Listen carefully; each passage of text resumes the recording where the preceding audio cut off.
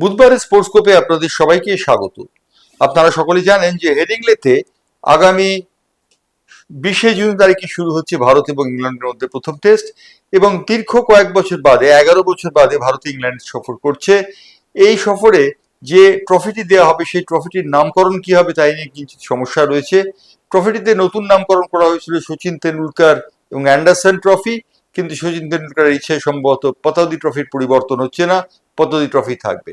তবে একটি পরিবর্তন হচ্ছে, ভারতীয় দলে ঢুকে যাচ্ছেন কেকেআর তারকা হর্ষিত রানা।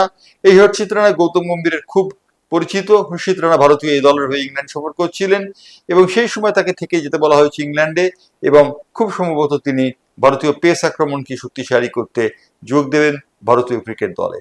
এই খবরটি যেমন রয়েছে, তেমন আরেকটি খবর রয়েছে, বিহারের আর এক বিহারীকে ভারতবর্ষ সম্ভবত পাচ্ছে। বিহারের বৈভব সূর্যবংশী ইতিমধ্যে আইপিএল এ সাড়া জাগিয়েছেন অসাধারণ ব্যাটিং করে, কিন্তু এই মুহূর্তে আর এক বিহারী, তার নাম অয়নরাজ, তিনি এবার বৈভব সূর্যবংশীর বন্ধু। তিনি কিন্তু দুর্দান্ত ক্রিকেট খেলেছেন এবং বিহারের জেলপা ক্রিকেটে তিনি 134 বলে 357 রান করেছেন, এবং বলা হচ্ছে বৈভব সূর্যবংশী এবং এই নতুন ছেলেটি অর্থাৎ অয়নরাজ নিঃসন্দেহে ভারতীয় দলের অন্যতম শক্তি হিসেবে বিবেচিত হবেন এবং আগামী দিনে তারা ভারত শাসন করবেন। যেমন সচিন তেন্ডুলকর এবং বিনোদ কাম্বলি করেছিলেন, তেমন দুজনের বন্ধুত্ব অয়নরাজ এবং বৈভব সূর্যবংশীর মধ্যে এই বন্ধুত্বের পরিণতিতে কি হবে আগামী দিনই সেই কথা বলবে।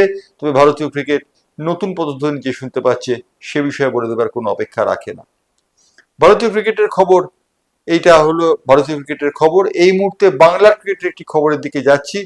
Pro-20 ক্রিকেটের যেটা ফাইনাল, সেই ফাইনাল অনুষ্ঠিত হবে 26 তারিখে, এবং 26 তারিখে দুজন বলিউড তারকাকে দেখা যেতে পারে মাঠে দেখা যেতে পারে বিখ্যাত বলিউড অভিনেতা আদিত্য রায় কাপুরকে, এবং তার সঙ্গে দেখা যেতে পারে সারা আলী খানকে। এটা গেল ক্রিকেটের খবর। ফুটবলের প্রিমিয়ার লিগ শুরু হচ্ছে 25 জুন থেকে, অর্থাৎ 25 জুন প্রিমিয়ার লিগের প্রথম খেলাতেই মাঠে নামতে পারে ইস্টবেঙ্গলের প্রতিপক্ষ হতে পারে মেসারার্স, এরমই শোনা যাচ্ছে। যদিও তালিকা এখনো পর্যন্ত আইএফএ প্রকাশ করেনি, কিন্তু ইতিমধ্যে খেলোয়াড়দের যে তালিকা প্রকাশিত হয়েছে এবং সেই তালিকায় ইস্টবেঙ্গল এবং মেসারার্সের মধ্যে এখানটা প্রতিদ্বন্দ্বিতা হতে পারে বলে অনুমান করা হচ্ছে প্রথম দিকে, এবং প্রথম থেকেই যে সম্প্রচারকারী সংস্থাটি এই খেলা দেখাবে তারা নানাভাবে তৈরি হচ্ছে এই ম্যাচ সম্প্রচারের জন্য। ভারতীয় ক্রিকেট দলের আরেকটি খবর হচ্ছে শুভমন গিলকে নিয়ে। শুভমন গিল সম্পর্কে দুজন ইংল্যান্ডের প্রাক্তন খেলোয়াড়, যারা একটা সময় ইংল্যান্ড ক্রিকেট দলে শাসন করেছিলেন, সেই গ্রাহাম গুচ, তিনি বলেছেন শুভমন গিল সম্পর্কে যথেষ্ট ভালো খেলোয়াড়, এবং শুভমন গিলকে তিনি যতই দেখছেন ততই তিনি বিস্মিত হয়ে যাচ্ছেন। শুভমন গিল আগামী দিনে ভালো করবেন বলে আশা করছেন। লিওনেল মেসির কলকাতা আসার খবরটি দিয়ে এবারে শেষ করব স্পোর্টস্কোপ। লিওনেল মেসি 13 থেকে 15 ডিসেম্বর কলকাতায় আসছেন, এবং কলকাতায় তিনি থাকবেন 3 দিন। মমতা বন্দ্যোপাধ্যায় তার জন্য একটি সম্বর্ধনা সভার আয়োজন করেছেন রেণু উদ্যানে। এই রেণু উদ্যানে তাকে সম্বর্ধনা দেওয়া হবে। এছাড়াও তিনি গোট চ্যাম্পিয়নশিপ নামে একটি 7 সাইড ফুটবল টুর্নামেন্টে অংশ নিতে পারেন বলে খবর পাওয়া যাচ্ছে। মোহনবাগান, মোহামেডান এবং ইস্টবেঙ্গল তোড়জোড় বাঁধছে মেসিকে সম্বর্ধনা দেওয়ার জন্য। অবশ্য মেসির কর্মসূচি যা আছে, ঠাসা কর্মসূচি, সেই কর্মসূচি থেকে সময় বের করে তিনি 3 বড় ক্লাবে যেতে পারবেন কিনা তাই নিয়ে কিঞ্চিত সন্দেহ রয়েছে। যদিও 3 ক্লাব আশায় বুক বাঁধছেন মেসি তাদের ক্লাবে পা রাখবেন। লিওনেল মেসি 2011 সালে 3 সেপ্টেম্বর কলকাতায় প্রথমবার পা রেখেছিলেন। সেবার তিনি ভেনেজুয়েলার সঙ্গে একটি ম্যাচ খেলেছিলেন।